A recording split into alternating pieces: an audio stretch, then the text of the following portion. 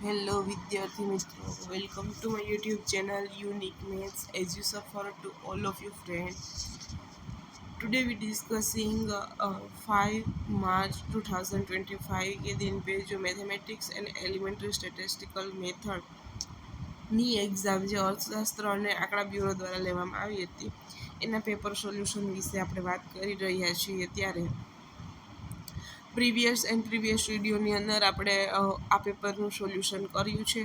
તેની અંદર question number 55ના solution પહોંચ્યા હતા, તો ત્યાંથી આપણે આજે કન્ટિન્યુ કરીશું. એન્ડ અગેન સેઝ ધેટ કે જે પણ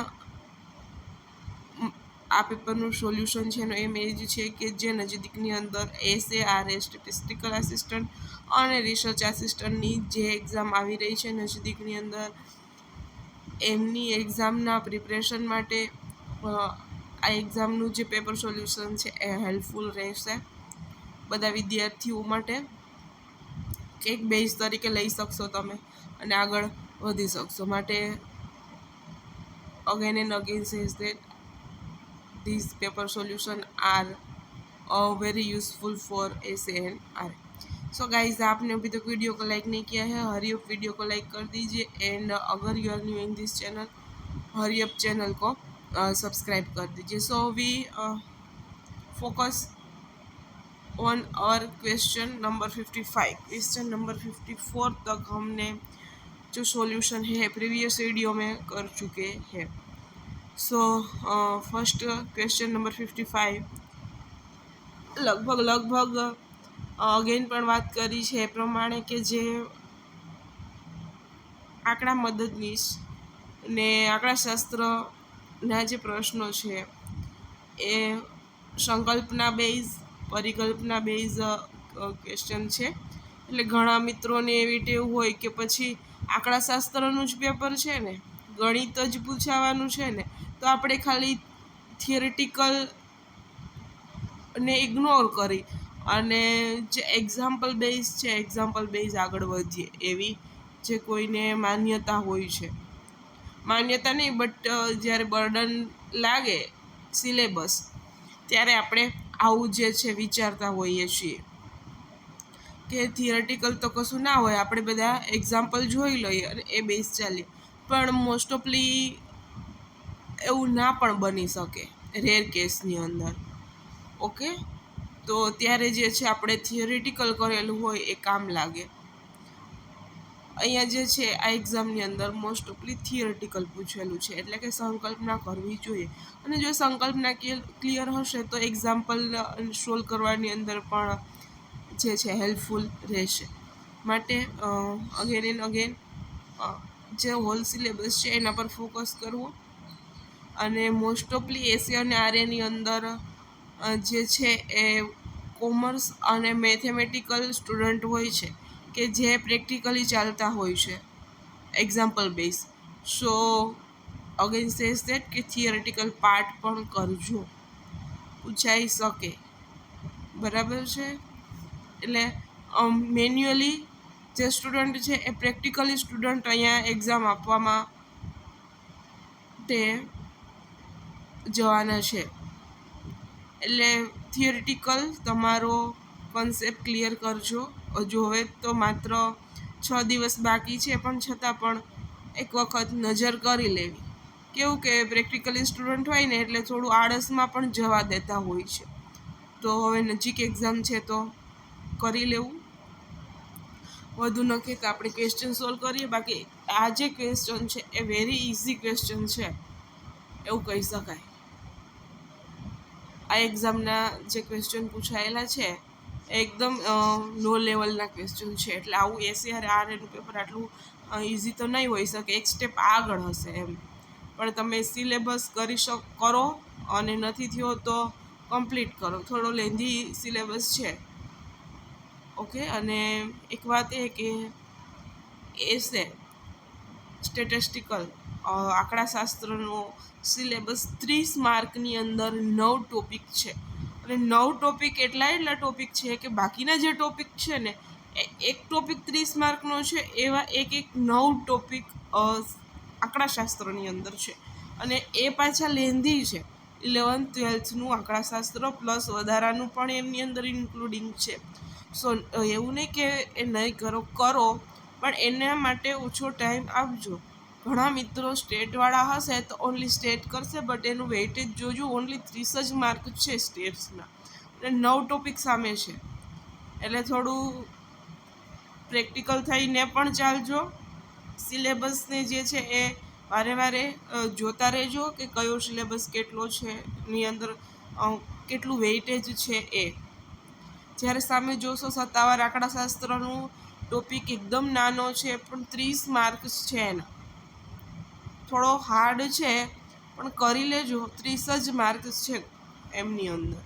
જે અહીં સામે જોશો આંકડાશાસ્ત્રની અંદર તો એમના 30 માર્કની સામે 9 ટોપિક, એટલે 9 ટોપિક મેઇન, એના સબ ટોપિક પાછા આંકડાશાસ્ત્રનો જેટલા ટોપિક છે સત્તાવાર આંકડાશાસ્ત્રના એટલા એક ટોપિકના આંકડાશાસ્ત્રની અંદર છે. 9 ટોપિક છે, એટલે લાંબુ નહીં કહેતા, સિલેબસ જોઈને ચાલજો. સો હવે ફોકસ ઓર અવર ક્વેશ્ચન નંબર 55 કે માહિતીને 100 ભાગમાં વહેંચવા શું વપરાય છે? માહિતીને 100 ભાગમાં વહેંચવા શું વપરાય છે? ઓપ્શન એ ચતુર્થ વિચલન, ઓપ્શન બી શતાંશકો, ઓપ્શન સી દશાંશકો અને ઓપ્શન ડી કોઈ નહીં. તો અહીંયા મેં કીધું હમણાં જે વાત કરી એ પ્રમાણે જોઈ શકો છો કે તમે એવા મેઇન ઇઝી ક્વેશ્ચન કે તમે ક્વેશ્ચન ઉપરથી અમુક ઓપ્શન ટિક કરી શકશો. કદાચ આની અંદર કોઈ આંકડાશાસ્ત્ર વાંચ્યું ન હોય ને તો એ ખાલી ક્વેશ્ચન જોઈ અને એની ખબર પડી જાય 100મો ભાગ તો શતાંશકો જ થાય. ભલે પછી એને શતાંશકોની શું છે, ચતુર્થ વિચલન શું છે, કશી ખબર નથી, પણ ક્વેશ્ચન ઉપરથી આન્સર આપી શકે. એટલે એવા ક્વેશ્ચન હોય તો એ પેપર ઇઝી કહી શકાય એમ, કે તમે કર્યું નથી છતાં પણ તમે કરી શકો તમારા નોલેજથી એમ. ધ્યાન નેક્સ્ટ ક્વેશ્ચન. આગળ પણ વાત કરી, 54 પ્રશ્નો કરે એમાં કેટલા એવા પ્રશ્નો છે કે તમે ક્વેશ્ચન વગર વાંચે સોલ્વ કરી શકો એવું. સો ક્વેશ્ચન નંબર 56 કે કોઈ સરેરાશ પર અતિ મોટા અથવા તો અતિ નાના કિંમતની સૌથી વધુ અસર થાય છે? તો સમાંતર મધ્યક હોય એની ઉપર એ સમાંતર મધ્યક પર અતિ મોટા હોય અથવા તો અતિ નાના કિંમતની સૌથી વધારે અસર થઈ શકે છે.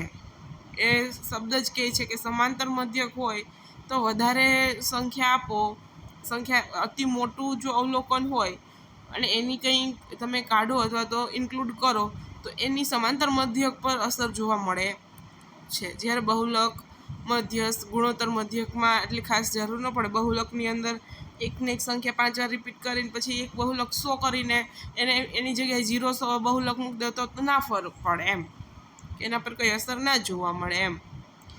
એટલે કે તમે વાંચો પ્રશ્ન તો ને એક MCQ વિચારો 2 સેકન્ડ તો તમને આઈડિયા આવી શકે કે એની અંદર સમાંતર મધ્યક, ગુણોત્તર મધ્યક, મધ્યસ્થ, બહુલકનું ડીપની અંદર જ્ઞાન ન હોય પણ તમને ખબર હોય કે આને આ કહેવાય, આ કહેવાય, આ કહેવાય.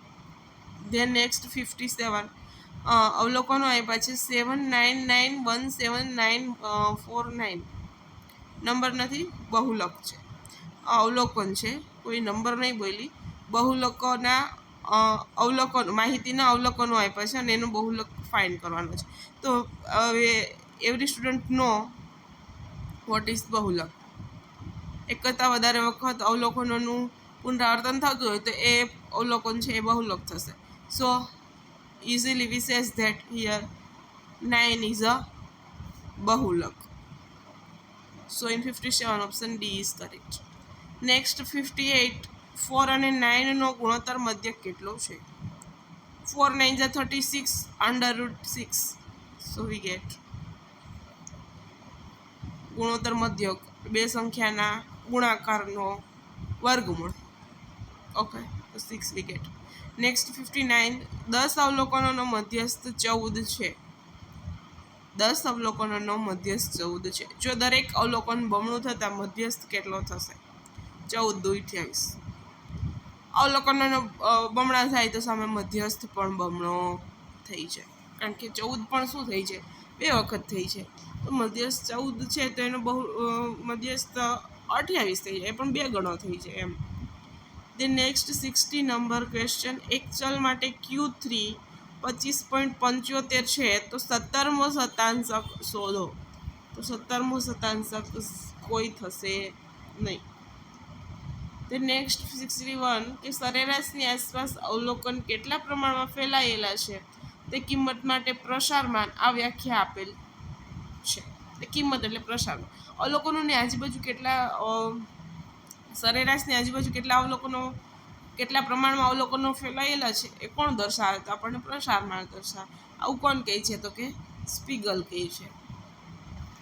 આ વ્યાખ્યા જે છે આંકડાશાસ્ત્ર અને ઇકોનોમિક્સ અર્થશાસ્ત્ર બોથની અંદર 2 ક્વેશ્ચન પૂછાવાની સંભાવના છે SRAમાં, કે આ વ્યાખ્યા કોણે આપી છે, આ વ્યાખ્યા કયા અર્થશાસ્ત્રીએ આપી છે, કયા આંકડાશાસ્ત્રીએ આપી છે. ઓકે, પણ જે છે એ 2-4 એવા છે આંકડાશાસ્ત્રી અને અર્થશાસ્ત્રી જે ફેમસ છે, એનું ખાસ જોઈ લેવું, એનું રિલેટેડ જ હશે. ધ નેક્સ્ટ, પ્રસારના સાપેક્ષ માપને શું કહે છે? પ્રસારાંક. પ્રસારના સાપેક્ષ માપને પ્રસારાંક કહે છે. પ્રસારના સાપેક્ષ માપને પ્રસારાંક કહે છે. Move next 63. Where is 63? Here. So what says 63? વિસ્તારાંક કોને કહેવાય? વિસ્તારાંક કોને કહેવાય? તો કે સાપેક્ષ વિસ્તારને વિસ્તારાંક કહેવાય.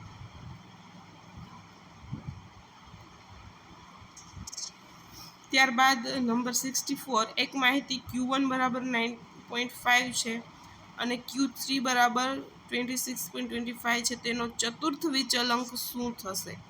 ચતુર્થ વિચલન શું થશે?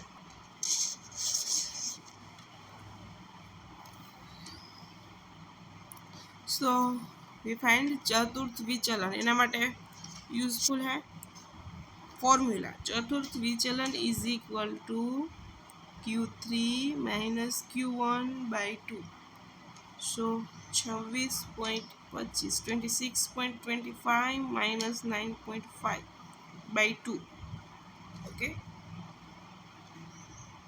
सो हमको मिलेगा 16.75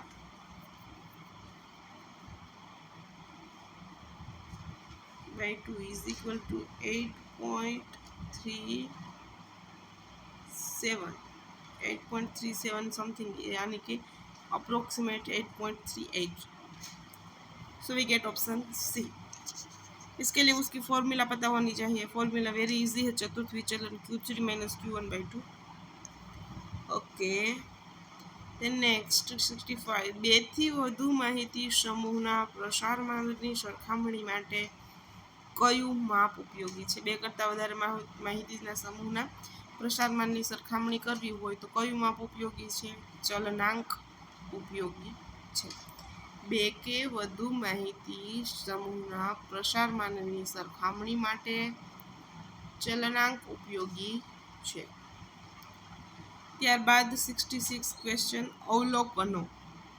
કેટલા અવલોકનો છે? 5 અવલોકનો છે. 9, 9, 9, 9 અને 9. તો પ્રસારનું કોઈ પણ માપ કેટલું થાય? પ્રસારનું કોઈ પણ માપ 0 થશે. કેનું કીધું છે? પ્રસારનું માપ કીધું છે. બધા અવલોકનો સરખા છે, તો પ્રસારનું કોઈ પણ માપ લેશું 0 થશે. ત્યારબાદ નેક્સ્ટ 67, કયા પ્રકારના આવૃત્તિ વિતરણમાં XR એટલે મધ્યક, M એટલે મધ્યસ્થ અને Z એટલે અવલોકનની કિંમતો સમાન હોય છે? તો સમમિત પ્રકારના, સિમેટ્રિક પ્રકારના આવૃત્તિ વિતરણમાં ઓલ આર સેમ, મધ્યક, મધ્યસ્થ અને બહુલક. નેક્સ્ટ 68, જે આવૃત્તિ વક્રમાં ડાબી બાજુનો છેડો ખેંચાયેલો હોય તો તે કેવા પ્રકારના આવૃત્તિ વક્ર કહેવાય? ડાબી બાજુનો છેડો ખેંચાયેલો હોય તો ઋણ આવૃત્તિ ચક્ર કહેવાય. હવે નેક્સ્ટ NP3 બરાબર 720 છે, 720 છે, તો N શોધો. ઓહ, વેરી ઇઝી ક્વેશ્ચન યા નોટ? આ પ્રકારના જે આપણે ફોર્મ્યુલા છે એ એક વિડીયોની અંદર કરેલા છે. np3 equal to 720 n factorial upon n factorial into 3 factorial upon n minus 3 factorial is equal to 720. Okay. So we find here n into n minus 1 into n minus 2 into n minus 3 factorial cancel out into 3 factorial is 6. 6 1 is 6, 6 2 are 12, 120. n into n minus 1 into n minus 3 is equal to 120. So here n equal to, we say 10.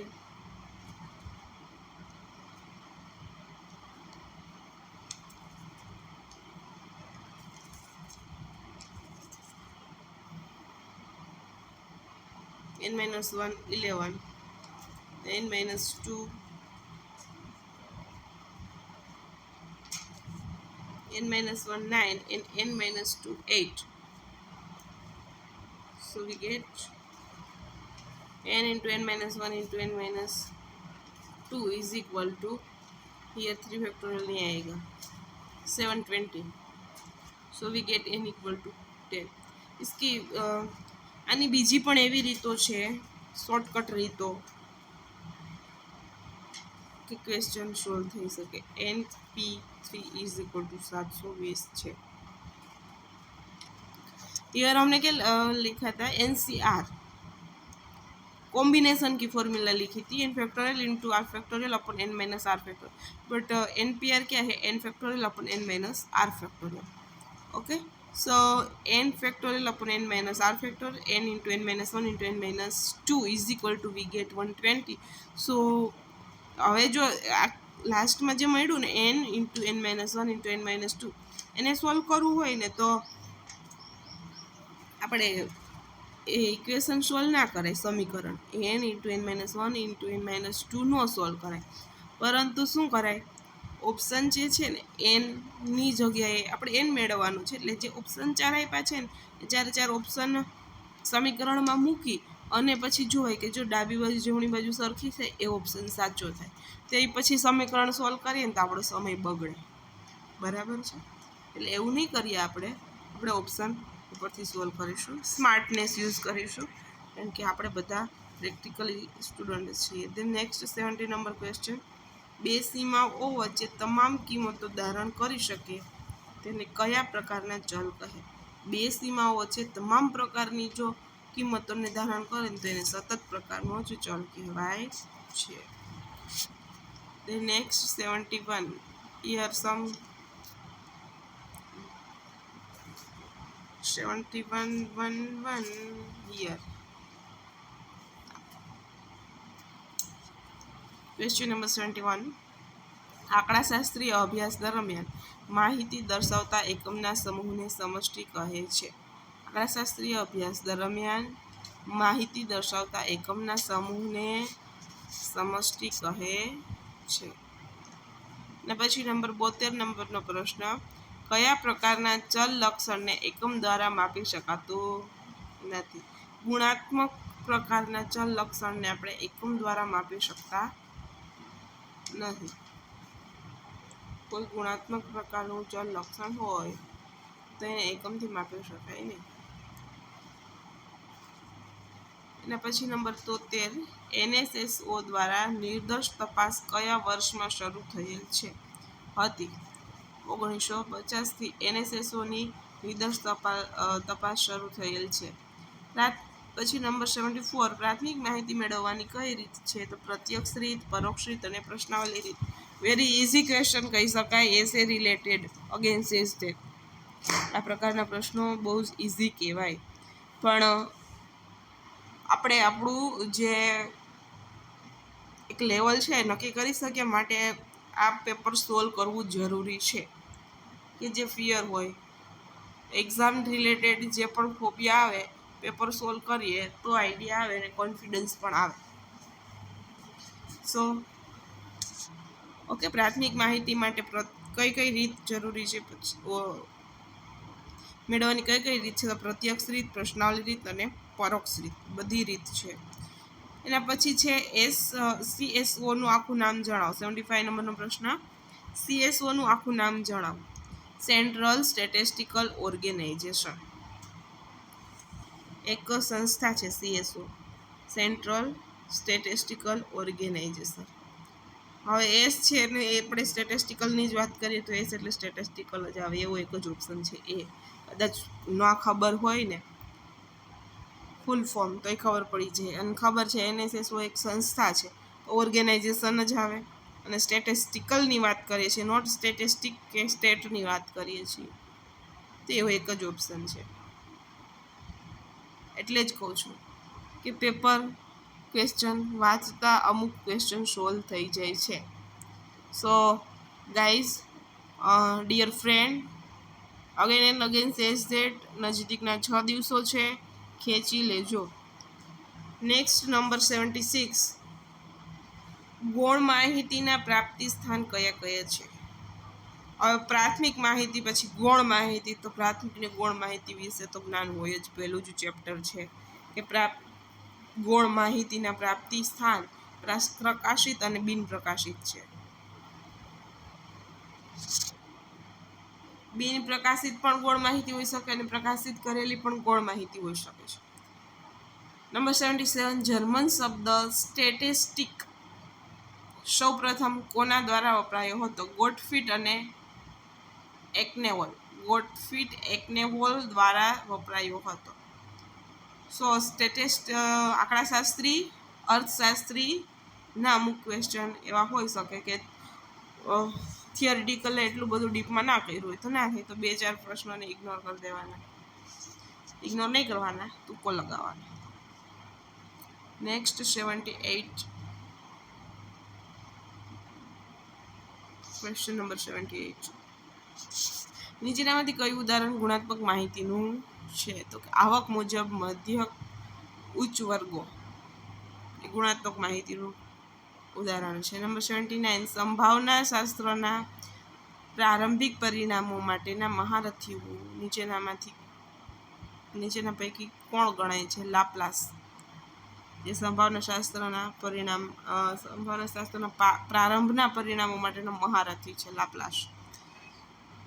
લાપ્લાસે મેથ્સમાં પણ ઘણું કામ કરેલ છે. 80 number, સંભાવના is one part of maths. 80 number question, એક કરતાં વધુ ગુણધર્મને ધ્યાનમાં રાખીને માહિતીનું વર્ગીકરણ કરવામાં આવે તો તેને શું કહે છે? બહુવિધ કોષ્ટક કહે છે. નંબર 81, સ્તંભાકૃતિમાં માહિતીમાં કેટલાક ગુણ લક્ષણોને ધ્યાનમાં લેવાય છે? એક ગુણ લક્ષણને ધ્યાનમાં લેવાય છે. સ્તંભાકૃતિમાં માહિતીના એક ગુણ લક્ષણને ધ્યાનમાં લેવાય છે. નંબર 82, વિભાજિત સ્તંભાકૃતિ એટલે શું? વિભાજિત સ્તંભની આકૃતિ એટલે કુલ માહિતીના જુદા જુદા પેટા વિભાગમાં રજૂ કરવામાં આવતી માહિતી એટલે સ્તંભાકૃતિ. 83, આપેલ માહિતી સંખ્યાત્મક રીતે મોટી હોય તો કેવી રીતે દર્શાવાય છે? વૃત્તાંશ આકૃતિ દ્વારા. જો કોઈ માહિતી સંખ્યાત્મક રીતે મોટી હોય છે તો તે માહિતીને આપણે વૃત્તાંશ આકૃતિ દ્વારા દર્શાવી શકીએ છીએ. વર્ગ લંબાઈ એટલે ઉર્ધ્વસીમા અને અધઃસીમા, એટલે કે ઉર્ધ્વસીમામાંથી અધઃસીમાનું માઇનસ કરો તો તમને વર્ગ લંબાઈ મળે છે. 85 number, where is 85? Here I am. 85, વર્ગ સીમાઓની સરેરાશને શું કહેવાય? વર્ગ સીમાની સરેરાશને મધ્ય બિંદુ કહેવાય. Very easy question. 9મા ધોરણનો વિદ્યાર્થી હોય આ પ્રશ્ન સોલ્વ કરી શકે, કારણ કે 9મા ધોરણથી સ્ટેટ આવે છે. 86 નંબરનો ક્વેશ્ચન, બધું બેઝિક છે સ્ટેટનું. 80, 85, 90, 92, 68, 80, 72, 63, 55નો મધ્યસ્થ આપો. ચડતા ક્રમમાં ગોઠવીને મધ્યમાં આવેલી સંખ્યાને મધ્યસ્થ કહે છે. તો વેરી ઇઝી ક્વેશ્ચન છે. ચડતા ક્રમમાં ગોઠવીએ તો 9 અવલોકનો છે, 5મું અવલોકન આપણી જવાબ થાય. તો 55 થી ચાલુ થાય છે. 55, 63, 68, 72, 80, 80, 85, 90 અને 92. વચ્ચે આવેલી સંખ્યાને આપણે મધ્યસ્થ કહીએ છીએ. વચ્ચે 5મા નંબરનું અવલોકન 80 છે, તો 80 મધ્યસ્થ થશે. હવે બબલું જેવો પ્રશ્ન છે આ. ત્યારબાદ નંબર 87, ગુણોત્તર મધ્યકનો ફાયદો જણાવો. તો ગુણોત્તર મધ્યક ચોક્કસ રીતે વ્યાખ્યાયિત હોય છે. હા. બેઝિક ક્રિયાઓ માટે યોગ્ય છે. તમામ અવલોકનો પર આધારિત છે. તેથી ઓપ્શન નંબર ડી સાચો થશે. એના પછી નંબર 88, પ્રશ્ન, એક ચલ એક્સનો મધ્યક 25 છે. એક્સમાંથી મધ્યકમાંથી 3 બાદ કરી અને 2 વડે ભાગવામાં આવે તો મધ્યક કેટલો થાય? એક ચલ એક્સનો મધ્યક 25 છે.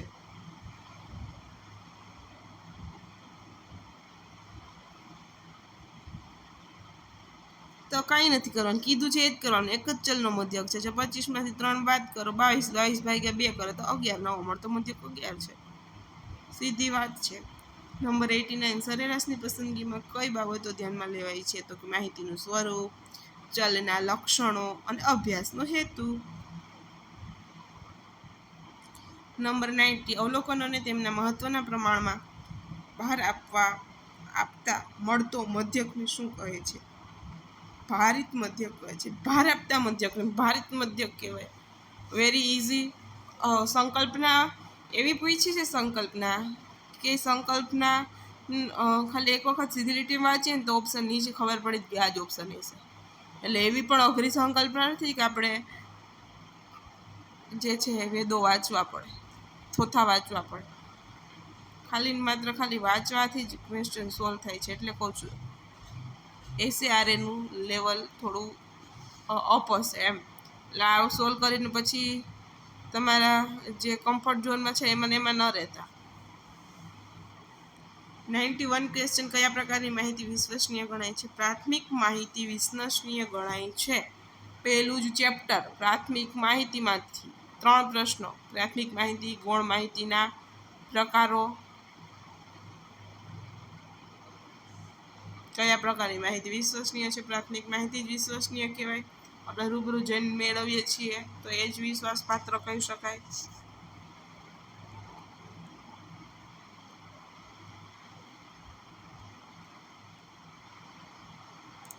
એના પછી 92 ક્વેશ્ચન નંબર, યુએનનું આનું આખું નામ શું છે? United nation organisation.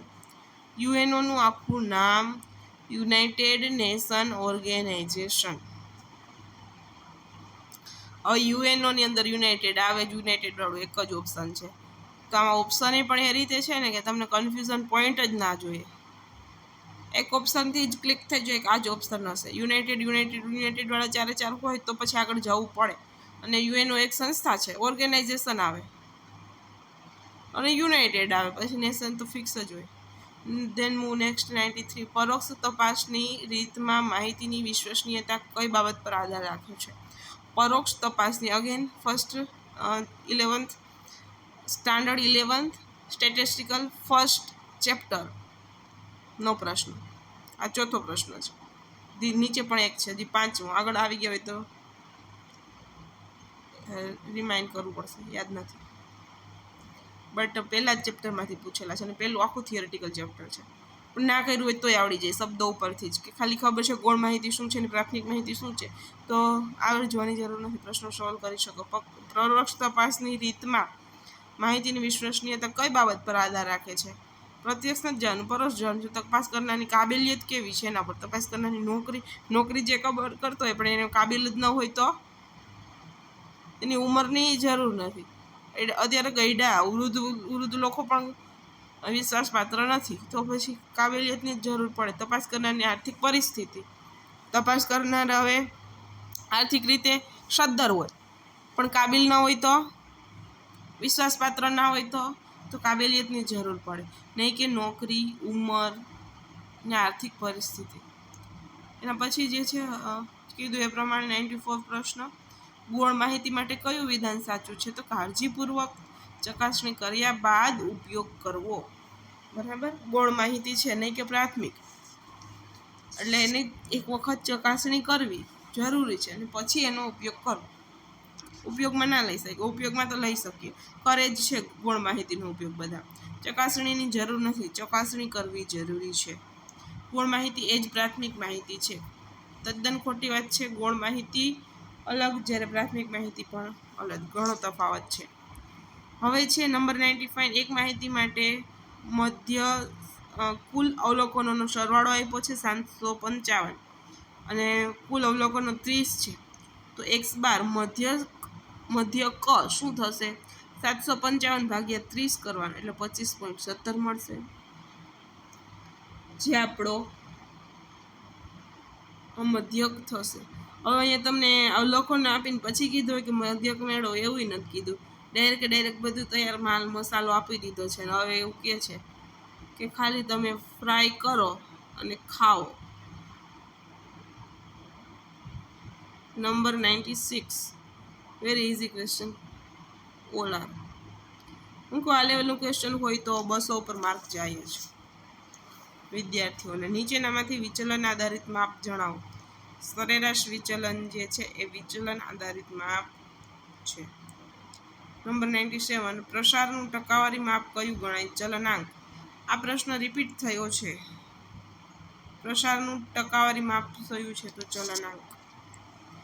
પછી છે પ્રસારના કયા માપમાં તફાવતને માનાંકમાં દર્શાવાય છે? તો સરેરાશ વિચલન.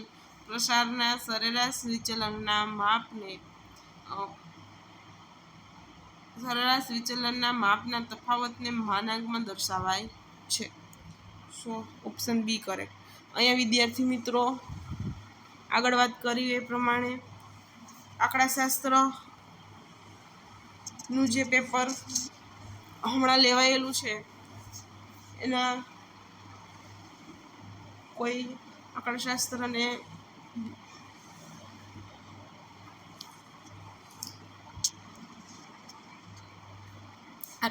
અર્થશાસ્ત્ર અને આંકડાશાસ્ત્ર બ્યુરો દ્વારા ખતાના વડાની કચેરી દ્વારા જે પેપર મેથેમેટિકલ અને એલિમેન્ટરી સ્ટેટિસ્ટિકલ મેથડનું પેપર લેવાયેલું છે એનું સંપૂર્ણ સોલ્યુશન આપણે અત્યારે કરી ચૂક્યા છે. અહીંયા step by step video wise સંપૂર્ણ સોલ્યુશન કર્યું છે. કઈ કોમેન્ટ હોય તો કોમેન્ટ બોક્સની અંદર કોમેન્ટ કરી શકો છો. એન્ડ ફ્રેન્ડ, હજી સુધી વિડીયોને લાઈક નથી કર્યું, વિડીયોને લાઈક કરી દો અને ચેનલને સબસ્ક્રાઈબ કરી દો. Thank you friend.